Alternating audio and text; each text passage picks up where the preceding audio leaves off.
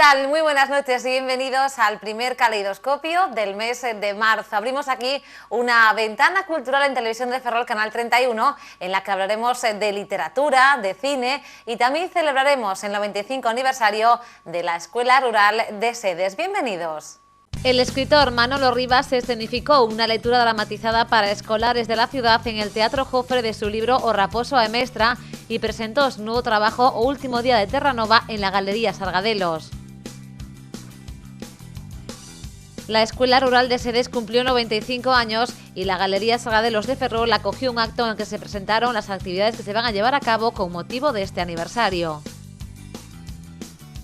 Una plataforma vecinal está impulsando la recuperación del cine Adriano en Fene.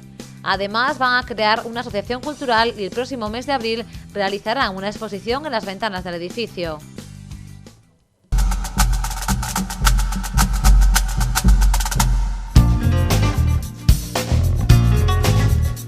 Y la pasada semana el autor Manolo Rivas estuvo muy presente en la ciudad de Ferrol. El escritor realizó en el Teatro Jofre una lectura dramatizada dedicada a escolares de su libro O Raposo e a Loba y además presentó en la Galería Sargadelos su último libro titulado O Último Día de Terranova. Y hasta allí nos hemos acercado para conocer las impresiones de Manolo Rivas y nos contó que disfrutó como un niño en el Teatro Jofre y también nos narró los secretos de su último trabajo. La Galería de Sargadelos acogió la presentación del Último Día de Terranova, el nuevo trabajo de Manolo Rivas. Una librería que tiene que cerrar sus puertas es la protagonista de esta historia, en la que a su vez se narran otras y que encandilan al lector durante toda la obra. Además, el tema de los desahucios, muy presente en nuestros tiempos, es el protagonista de este libro. Hemos charlado con Manolo Rivas, quien se mostró encantado de compartir una mañana con escolares en el Teatro Jofre y quien nos desveló además algunos de los secretos de su nuevo libro. Eu paseino moi ben, agardo que eles tamén, penso que sí, porque ben, unha lectura musicalizada, non? De algún xeito transformar o conto tamén nun espectáculo, no que eles, a mí pareceme que hai, a parte do que fago eu, hai un aspecto moi interesante que ver, digamos, de xeito espido como se construen efectos. Por exemplo, teño de compañeiro un músico extraordinario que é unha orquesta que se chama CES, non? Entón, acompañando o relato, a historia, pois ali aparecen todos os efectos, aparece o vento, a treboada, os estoupidos dunha máquina Canon para espantar os animais, ao paso das bandadas dos gansos salvaxes, o cisne solitario, e todo iso vaise facendo dun xeito artesán, non? Como se facía no teatro toda a vida, non? Ben, eles, esa construción, notas ademais a sorpresa, pois, por exemplo, un can que está anosado, tal, como o efecto se fai cunha serra, non, que se move ali, notas o impacto nos rapaces da sorpresa, non, de ver a construción dun relato, digamos, dos efectos e dunha obra, dunha pequeniña obra teatral, non, na que se transforma o conto. Eu sentín que estaban como moi dentro da historia. Realmente, para min, quen o pasa ben aí, dende logo, primeiro son eu, non? Ver esas reaccións, ver como van acompañando, non? As cancións tamén, que se canta, o do Raposo e a Mestra, un dos obxectivos tamén que os rapaces canten, e canten en diferentes linguas, dende o galego, que é a lingua na que vai o relato, é o río, digamos, pero vaise abrindo e van entrando as outras linguas, non? Cantan en francés, en italiano, en alemán, en inglés. Ben, foi, desde logo, o Jofre, claro, o Jofre. O teatro, sentime, foi unha mañán para min inesquecível, non? Supoño que aínda por riba ser capaz hoxe en día de estimular os máis pequenos coa lectura, con unha lectura dramatizada, eso como se consigue? Cal é o segredo? Porque é moi complicado, non? Eu penso que hai que despertar o neno que un ten dentro, non? Ou a nena que un ten dentro, os dous. Entón, para min, xa digo, é reactivar, non? De algún xeito, cando me refiro a infancia, non me refiro no sentido de, digamos, de volver atrás no tempo, pero penso que, aínda que nos fagamos maiores, hai sempre en común algo neses diferentes estadios de idade, que é unha especie de ollar da imaginación. O que noto, por exemplo, neste público, digamos, nas nenas e nos nenos, nestas experiencias que vou facendo por aí, por os colexios, por moitos, por toda Galicia, esa apertura, non? Esa disposición a abrirse, non? A entrar dentro, esa generosidade da imaginación, non? Como consigue Manolo Rivas, falábamos de estimular, pero tamén de despertar sentimentos e de facer que se metan dentro deses mundos tanto público infantil como público adulto, porque todo depende da obra que un este a escribir, non? Pero Manolo Rivas o consigue cos dous públicos. Ben, conseglo, ás veces sí, ás veces non. Dende logo, eu penso que o importante é que iso que faz sexa de entrada para ti mesmo unha viaxe na que estés, digamos, que a estés a vivir, non? Intensamente, que entón, se ti realmente, digamos, é unha viaxe cara adentro e cara fora de expresión. Se a viaxe cara adentro é profunda e consigues unir, digamos, os dous hemisferios, o da razón e o da imaginación, ten que ser, a escrita ten que ser sentipensante. Entón, se realmente consegues que as palabras teñan vidas, sean seres vivos, teñan cores, teñan esa sinestesia dos sentidos, é dicir, que os sentidos non poden empurrar os ollos, ao contrario, teñen os ollos que empurrar os sentidos, non? Se consegues iso, pois xa está, non? Penso que a vivencia de que te abriras, que te converteses nun libro, tamén quen o abre vai facer seu ese libro, vai vivir esa... Se vives como o escribir como unha felicidade clandestina, quen o lea tamén o vai vivir con esa felicidade clandestina. A Terranova que aparece no título é unha librería, non? O que pasa que, ben, hai un fío aí, unha explicación de por que ese nome é así, o de Terranova. Ten que ver coa súa fundación, ten que ver con un mariñeiro galego que traballaba ali nos anos 30 en Terranova, foi dos primeiros, dos pioneiros nun voo vasco. Esa librería nace, de algún xeito hai unha conexión. Pero, ben, o que quero dicir é que hai ese xogo, non? De Terranova. É unha librería que é unha librería de librarías, é unha librería que pasou, pois, falando do mar, pois, digamos, moitas tormentas, atravesou moitas adversidades, viviu moitas travesías, digamos, non? Históricas, en tempos distintos, porque vai dende que se crea a finais dos 40, pero que é ideada no ano 35 por ese mariñeiro, cando a filla lle di que quere ser libreira, é el que nunca entrara nunha librería, e antes de marchar para Terranova, el xa está doente, pero non quere dicirlle á familia, ten tuberculose, non lle conta e tal, e di, pois, eu nunca entrei nunha librería, imos ver librerías. É a primeira vez que entra a ver librerías, non? Entón, toda a súa herdanza, todo o seu esforzo para que, efectivamente, a súa familia poida abrir unha librería, que eso faise despois de que el morre, despois de que pasen os feitos tráxicos que pasaron e tal. Ben, esa librería que nace xa desa contraadversidade tamén, xa digo, pasa moitos tempos históricos, chega até os nosos días, en que quen conta a historia viría a ser o último libreiro, o último desa saga, o que está o último golpe, digamos, que lle fai escribir un letreiro que pon liquidación final de existencias por peche inminente, é un ultimátum para desafiuzar o local, porque os propietarios, os descendentes dos propietarios, pensan que vai ser mellor outro destino. Digamos, ponse en marcha a maquinaria de especulación inmobiliaria que que é o que abanea finalmente Terranova, parece que vai conseguir derrubala por fin, non? O que naufrague definitivamente. Mais ese é o comezo da historia, por iso conto, non? Porque o que ocorre é que hai como unha rebelión das palabras e da conciencia, non? Esas propias palabras que semellan un verso apocalíptico, liquidación final de existencias, que son letreiros que vemos moitas veces, habitualmente, pola crise e todo iso, pero se nos paramos a pensar, son unhas palabras tremendas, non? Que semella como que estivéramos nun apocalipse. Hai veces que vas pola rúa, se te fixas nesas palabras, semella que vivimos eso na beira dunha catástrofe, non?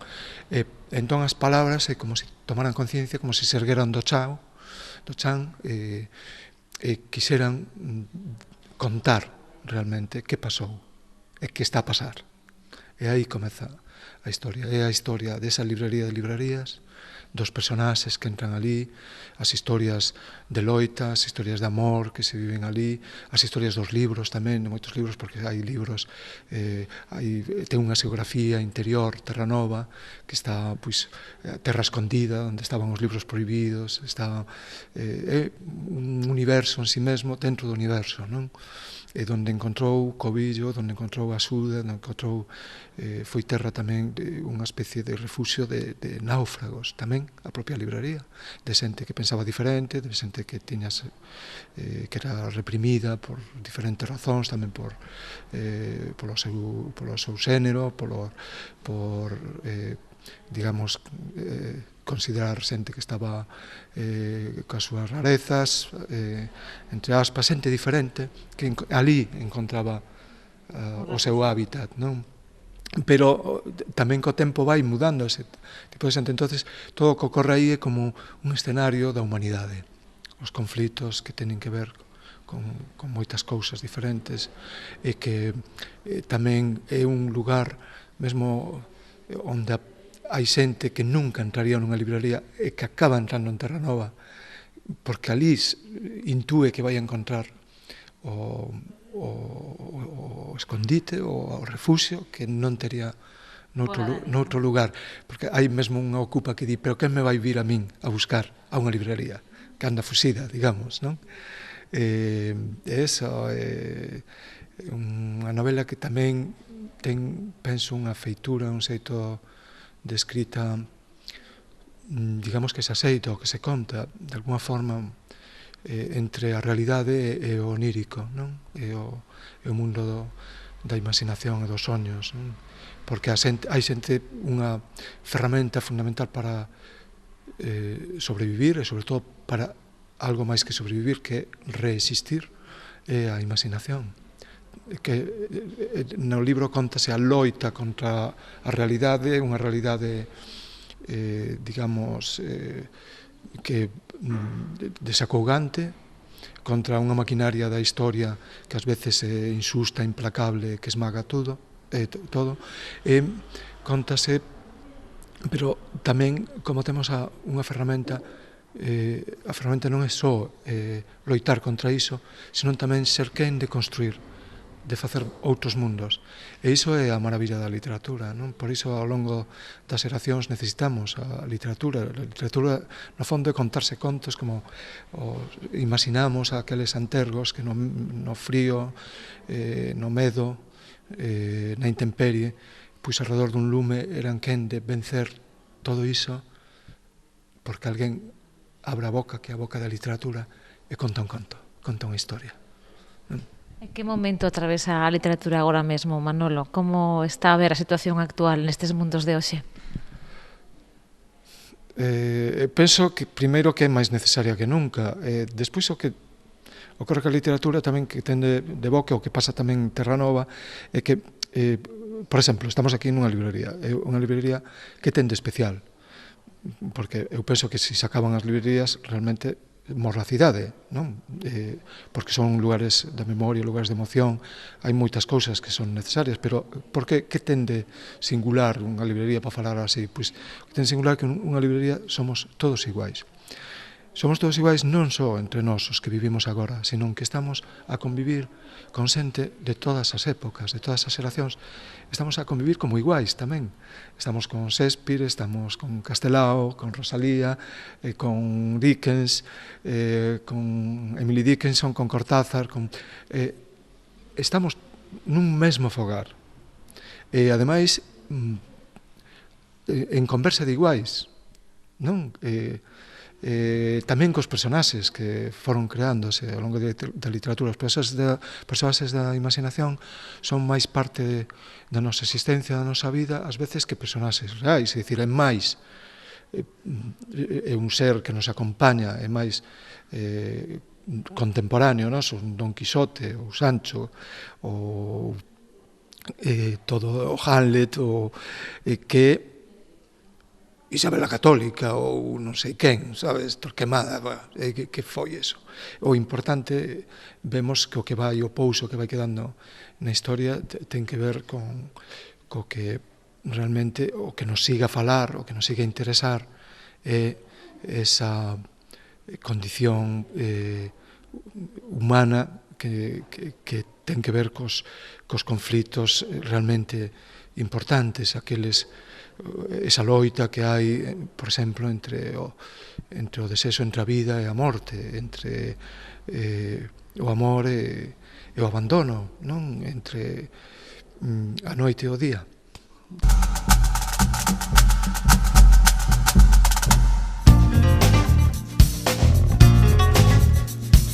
Y la Escuela Rural de Sedes cumplió 95 años. La Galería Sargadelos de Ferrol acogió un acto de presentación de actividades que van a tener lugar con motivo de este aniversario. Con ellas se pretende poner en valor la educación en el ámbito rural y destacar la importancia de este tipo de escuelas. Durante el acto de conmemoración del 95 aniversario de la Escuela de Sedes, Alfonso Filgueira, portavoz del Ateneo Rural, hizo referencia al mecenas Francisco Sabín Teijeiro, que fue quien fundó esta escuela. Este home que oriundo, está nacido na familia do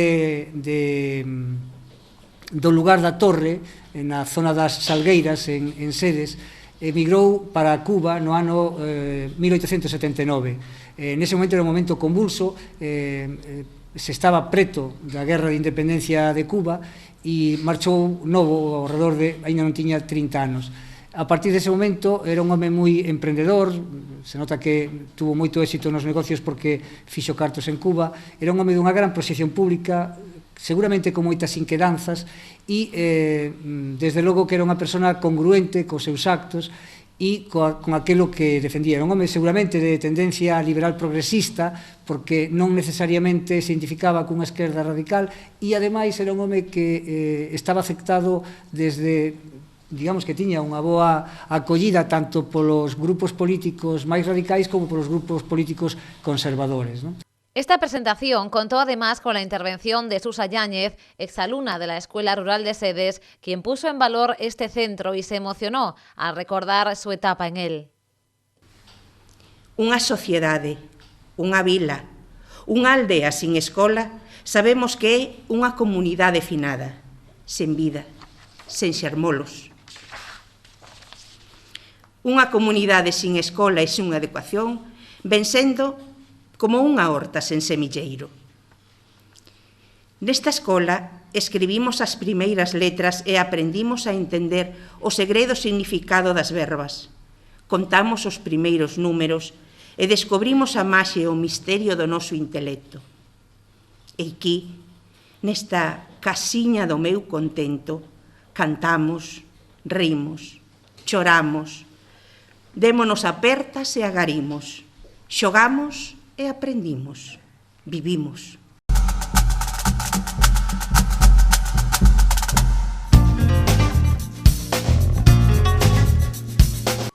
Y una plataforma vecinal está impulsando la recuperación del cine Adriano en Barallobre, en Fene. Bajo el nombre Adriano para todos los públicos, instan al Concello de Fene a comprar este inmueble para convertirlo en un gran espacio sociocultural en el municipio. Además, van a crear una asociación cultural y el próximo mes de abril pondrán en marcha una exposición en las ventanas del edificio. En su lucha para recuperar este edificio, desde la plataforma ya han realizado una serie de actividades y además crearán una asociación cultural con el objetivo de poner en marcha eventos dentro del cine. De cara al próximo mes de abril van a desarrollar, bajo el título de Fiestrarte, una exposición de obras de arte en las ventanas del inmueble. Al terminar el mes se van a subastar y los fondos recaudados se destinarán a las reparaciones de urgencia necesarias en el cine. Estamos abriendo ya unas bases para un certamen que le vamos a llamar Fiestrarte, que va a consistir en una muestra de pintura. Van a ser aproximadamente 23, 25 obras colocadas en la fachada del cine. Vamos a ir invitando a determinados artistas a que colaboren con el evento y a que colaboren con la asociación, y va a estar expuesta durante el mes de abril. Inicialmente es lo que pensamos, y después a finales de abril, principios de mayo, haremos un pequeño evento aquí y una subasta de las obras. Intentaremos que se consigan vender las obras tenemos ya objetivo concreto para arreglar el escenario del cine.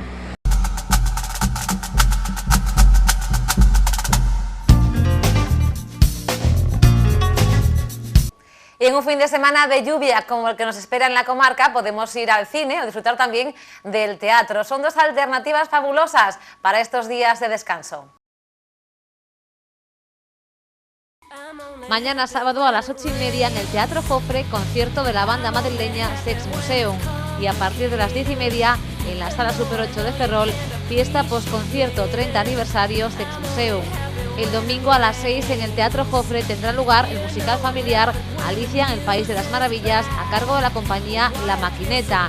Y a las 7 de la tarde, como cada domingo, una nueva edición de Domingos Astea en el Centro Cívico de Caranza.